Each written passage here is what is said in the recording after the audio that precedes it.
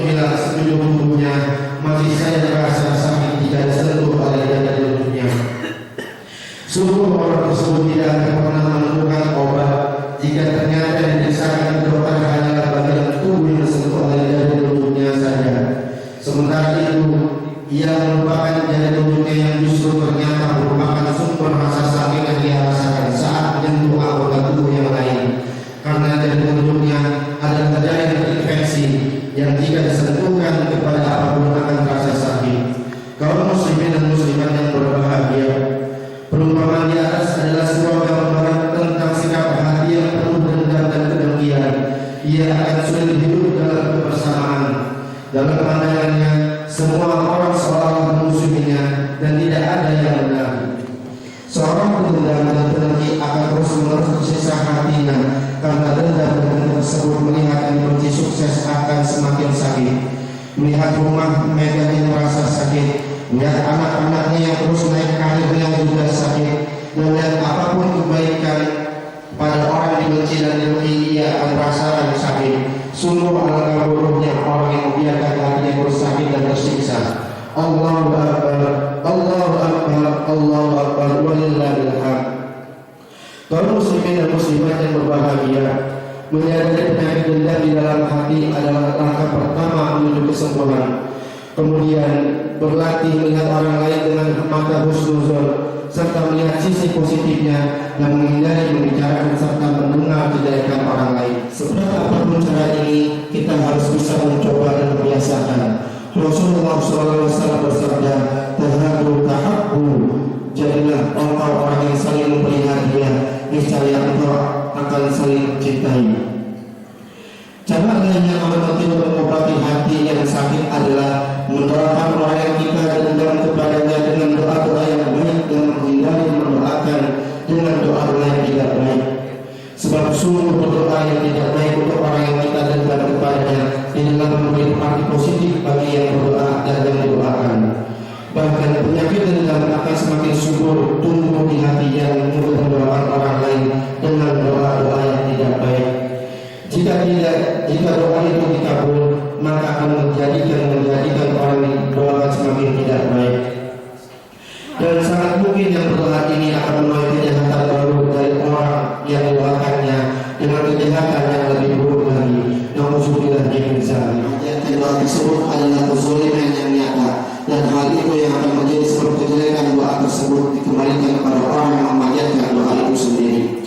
Akan tetapi, jika berdoa dengan doa kebaikan, di samping akan menjadikan hati bersih, ternyata ada janji dari Allah Subhanahu wa Ta'ala bahwa Allah Subhanahu wa Ta'ala akan terlebih dahulu memberi kepada orang yang telah berdoa sesuai dengan apa yang dipanjatkannya. Berdoa, sudahkah kita bisa dengan penuh kelegaan mendoakan orang-orang yang bermasalah dengan kita dengan doa-doa kebaikan?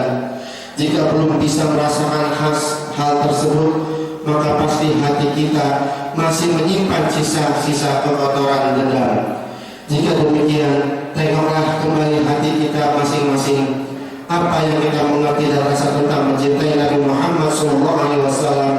Kalau memang kita mengakui cinta kepada Nabi Muhammad SAW, sadarilah bahwa orang yang kita benci tersebut adalah umat Nabi Muhammad SAW dan selamatlah di akhirat. Kaum muslimin dan muslimat yang berbahagia, mari terus belajar berlapang hati, memaafkan, mendoakan orang lain, dan memberi kebaikan kepada siapapun, khususnya mereka yang bermasalah dengan kita. Inilah hal yang terpenting di zaman ini, di saat umat telah diporak-porandakan oleh permusuhan, fitnah, adu domba, dan prasangka buruk. Maka dari itu, sudah semestinya hari raya Idul Fitri sekarang ini kita jadikan momen untuk saling memaafkan dan menyambung tali cinta dan keindahan.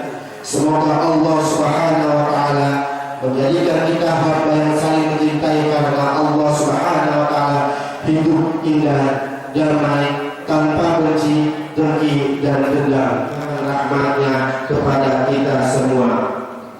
Inna ahsanal kalam kalamullahil malikul alam, wallahu subhanahu wa ta'ala yaqul biqaulihi yahdal muhtadun وإذا قرئ القرآن فاستمعوا له وأنصتوا لعلكم ترحمون. أعوذ بالله من الشيطان الرجيم. بسم الله الرحمن الرحيم. وسارعوا إلى مغفرة من ربكم وجنة عرضها السماوات والأرض أعدت للمتقين الذين ينفقون في السراء والضراء والكاظمين الغيظ والعافين عن الناس والله يحب المحسنين العليم. اللهم صل على سيدنا محمد وعلى آل سيدنا محمد. الحمد لله الذي من علينا في هذه الصبيحة المباركة اللامعة بأنواع الخيرات، والصلاة والسلام على سيدنا محمد ذي الأنوار الساطعة وعلى آل بيته الطاهرين وأصحابه الطيبين ومن تبعهم بإحسان إلى يوم الدين. يصلح لكم أعمالكم ويغفر لكم ذنوبكم ومن يطع الله ورسوله فقد فاز فوزا عظيما. معاشر المسلمين صلوا وسلموا على رسول الله صلى الله عليه وسلم امتثالا لأمر الله جل وعلا. إن الله وملائكته يصلون على النبي يا أيها الذين آمنوا صلوا عليه وسلموا تسليما. وارض عن الخلفاء الراشدين ساداتنا أبي بكر وعمر وعثمان وعلي وعن سائر أصحاب رسولك أجمعين وعنا معهم بمنك وفضلك وكرمك وإحسانك يا أرحم الراحمين. اللهم اغفر للمؤمنين والمؤمنات والمسلمين والمسلمات الأحياء منهم والأموات إنك سميع قريب مجيب دعوات ويقاضي الحاجات.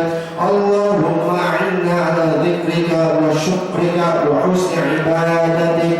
اللهم ارفع عنا البلاء والغلاء والوباء والفحشاء والمنكر من بلدنا هذا إندونيسيا خاصة ومن بلاد المسلمين عامة إنك على كل شيء قدير.